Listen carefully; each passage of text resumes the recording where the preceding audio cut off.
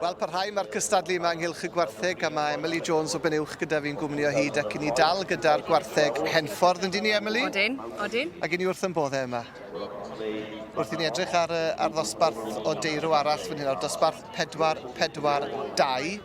Mae yna niferoedd da o Gwartheg Henffordd yn y sioe yma eleni, does? Oes, fi'n credu mae lot o entries wedi bod yn pob man agos chmod am wedi gyda'r tywydd fel mai, mae'n neis gweld nhw mor dda, ynddo fe? Ydy, na'r peth. Yr holl waith paratoi wrth gwrs, ynddo fe, fel i ni'n sôn yn gyson sy'n mynd fewn i gael y Gwartheg yma i edrych ar ei gorau. Mae waith misoedd ar fusoedd, os yna blwyddyn a mwy, ynddo fe? Odyn. Maen nhw'n pigo nhw mas, chmod, spel yn ôl, ynddo fe, chmod, a gobeithio bod nhw'n sheino heddi, ynddo fe?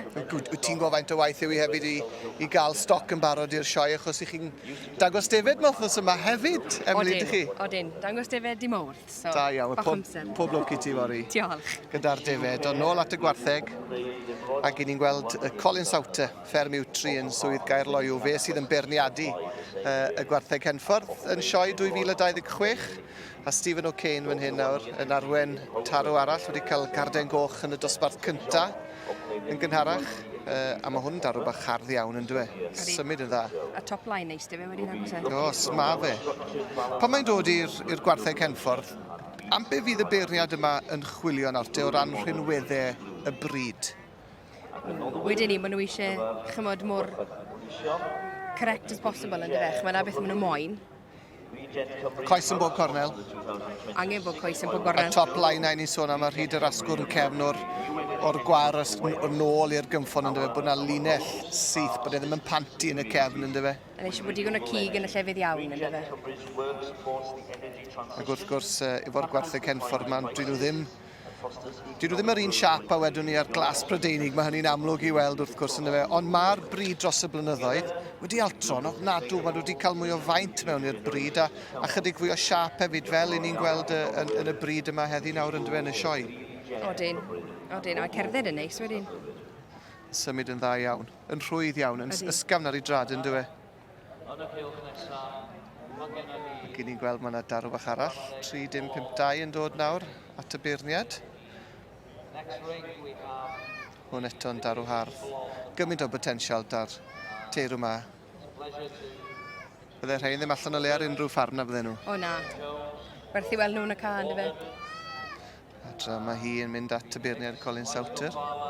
So edrychwn ni nôl ar hyd y llinell wedyn, ni'n gweld gwyneb cyfarwydd iawn yn cystadlu non-thorn 3-5-4 o Sibenfro. Non a'r teulu wedi bod yn wynebau cyfarwydd iawn yn y sioe ers blynyddoedd, yndyn nhw? Odyn.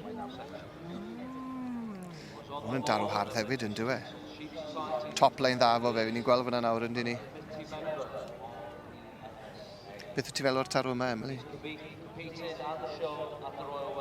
Pen neis dy fe, chmod. Fi'n credu... Wel, lun da o'i ben efo nawr, ni'n gweld, tywod. Na beth eich chi moyn ydy fe, rhywbeth sy'n lloia'n rhwydd. Na beth fydde ni'n pigon. Chi lun da hwnnw fe fyna nawr. Ti sôn am y pen. Y gair maen nhw'n ei ddefnyddio yn y cylchoedd cystadlu, mae'n aml iawn am y pen yw sweet, ynddo fe? Odi. Na, mae'n tarw sweet, nag yw e? Y pen bach hardd, Os. ynddo fe? Ni falle tlws yn air bach da hefyd i'w ddisgrifio fe, ynddo fe? Ond am ddosbarth gwych unwaith eto. 5 o deirw bach ifenc o flaen y beirniad. Wrth i ni gweld y Charlies yn cystadlu yn y cylch drws nesaf, mae yna y limbs yma'n cystadlu, mae'r blonds yma, mae'r burgorn, mae'r Gwartheg Dion wrth gwrs hefyd, mae yna gystadlu brwd yn digwydd yn y cylch yna, Gwartheg yr Ucheldir. Mae yna brysurdeb ym mhob twll a chornel o'r cylch yma heddi. A tipyn o ffordd i fynd o hyd wrth gwrs. Felly am y tro, ewn ni allan i grwydro'r maes, dewch nôl ato ni fan hyn i gylch y Gwartheg yn yma.